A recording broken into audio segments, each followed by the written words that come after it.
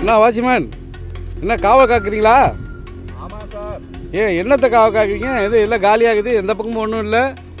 செங்கலை தான் சார். செங்கலை காவல் காக்குறீங்களா? ஆமாம் சார். என்ன சொல்கிறீங்க? ஒரு செங்கலை காவல் காக்கிறதுக்காக உட்காந்துருக்கீங்க? ஆமாம் சார். என்ன சார் இப்படி சொல்கிறீங்க?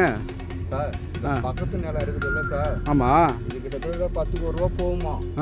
எத்தனை ஏக்கரு? 7 acre sir. இது ஏதோ சிவா எம்எல்ஏ வந்து ஆட்டையை போட்டோன்னு சொல்கிறாங்க. அப்புறம் பார்த்தோன்னா கொசக்காடை வீதியில் ஏதோ பார்த்தோன்னா ஒரு வீட்டை வணிக வளாகத்தை எஸ்பி சிவகுமார் ஆட்டையை போட்டோன்னு சொல்கிறாங்க. அது எவ்வளோ சார் மதிப்பு? அது கிட்டத்தட்ட பார்த்தோன்னா 5 கோடி ரூபா போகலாம்.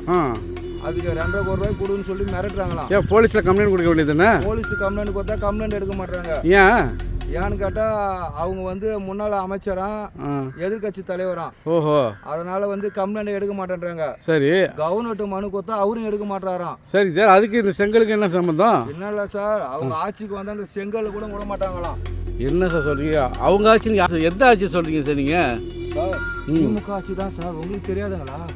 திமுக ஆட்சி வந்தா இந்த செங்கல் கூட எடுத்து போடுவாங்களாம் சார்.